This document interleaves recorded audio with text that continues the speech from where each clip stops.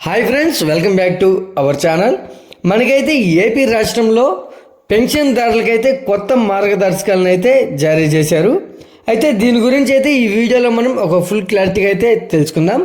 అయితే ముందుగా వీడియో చూసే ముందు మన ఛానల్కి అయితే లైక్ చేసి సబ్స్క్రైబ్ చేసుకోండి. ఏపీ రాష్ట్రం నుంచి వచ్చే లేటెస్ట్ అప్డేట్ని అయితే మన ఛానల్లో ఎప్పటికప్పుడైతే అప్లోడ్ చేస్తూ ఉంటాను. ఇక మనం వీడియోలోకి వెళ్తే, ఆంధ్రప్రదేశ్లో పెన్షన్లకు సంబంధించి కూటమి ప్రభుత్వం నూతన మార్గదర్శకాలను అయితే అమల్లోకి తీసుకొచ్చింది. అయితే ఇప్పటి నుంచి పెన్షన్ల పంపిణీలో ఈ మార్గదర్శకాలను పాటించాలని అయితే ఆదేశాలు జారీ చేసింది. అయితే ఈ క్రమంలోనే పెన్షన్ అందుకునే వారికి ఒక శుభవార్తను, ఒక చేదు వార్తను అయితే తెలియజేశారు. అయితే దీనిలో గుడ్ న్యూస్ ఏంటంటే, ఇక నుంచి వరుసగా 2 నెలల పాటు పెన్షన్ తీసుకోకపోయినా 3వ నెలలో ముందు 2 నెలలు కలుపుకొని మొత్తం 3 నెలల పెన్షన్ అయితే అందించేలా మార్గదర్శకాలు అయితే విడుదల చేసింది. అయితే ఇక బ్యాడ్ న్యూస్ ఏంటంటే, వరుసగా 3 నెలల పాటు పెన్షన్ తీసుకోకపోతే వారి పెన్షన్లను రద్దు చేయనుంది. అయితే ఇలాంటి వారి కోసం మరో నిర్ణయం కూడా తీసుకుంది. అయితే ఇప్పటి వరకు 1 నెలలో ఎవరైనా అందుబాటులో లేక పెన్షన్ అయితే తీసుకోకపోతే ఇక దాన్ని మళ్ళీ ఇచ్చేవారైతే కాదు. కానీ తాజాగా ఈ నిబంధనను మార్చేసిన చంద్రబాబు నాయుడు గారి సర్కార్ అయితే 2 నెలల పాటు తీసుకోకున్న ఆ మొత్తాన్ని 3వ నెలతో కలిపి ఇవ్వనున్నారు.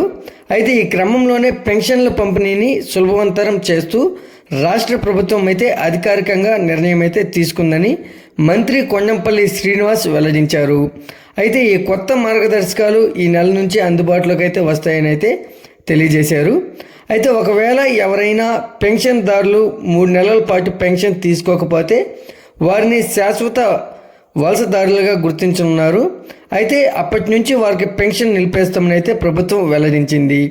వారు తిరిగి ఆ ప్రాంతానికి వచ్చిన తర్వాత మళ్ళీ పెన్షన్ కోసం దరఖాస్తు చేసుకుంటే దాన్ని పునరుద్ధరిస్తామని అయితే మంత్రి కొండంపల్లి అయితే తెలియజేశారు. ఇక ఎవరైనా వృద్ధాప్య పెన్షన్ తీసుకుంటున్న కుటుంబ యజమాని అకస్మాత్తుగా మరణిస్తే చనిపోయిన వ్యక్తి భార్యకైతే ఆ తర్వాతి నెల నుంచే వితంతు పెన్షన్ను మంజూరు చేస్తామని అయితే వెల్లడించారు. ఇందుకు సంబంధించి రాష్ట్ర ప్రభుత్వం సంబంధిత అధికారిక యంత్రాంగానికి ఉత్తర్వులు అయితే జారీ చేసిందని మంత్రి పేర్కొన్నారు. అయితే మనకు దీనికోసం జిల్లా స్థాయిలో జిల్లా గ్రామీణ అభివృద్ధి శాఖ ప్రాజెక్టు డైరెక్టర్లు, క్షేత్రస్థాయిలో సంబంధిత ఎంపీడీఓలు, మున్సిపల్ కమిషనర్లు అన్ని చర్యలు తీసుకోవాలని అయితే రాష్ట్ర ప్రభుత్వం నుంచి ఉత్తర్వులు జారీ అయినట్లు మంత్రి తెలిపారు. ఇక ఆంధ్రప్రదేశ్ అసెంబ్లీ ఎన్నికల వేళ హామీ ఇచ్చినట్లుగానే అధికారంలోకి వచ్చిన మొదటి నెల నుంచి కూటమి ప్రభుత్వం పెంచిన పెన్షన్ల లబ్ధిదారులకు అందిస్తుంది. అంతేకాకుండా ప్రతి నెల 3వ తేదీలోపే అందరికీ పెన్షన్ పంపిణీ అయితే ప్రక్రియను పూర్తి చేస్తుంది. ఈ వీడియో కనుక నచ్చినట్లయితే లైక్ చేసి సబ్స్క్రైబ్ చేసుకోండి.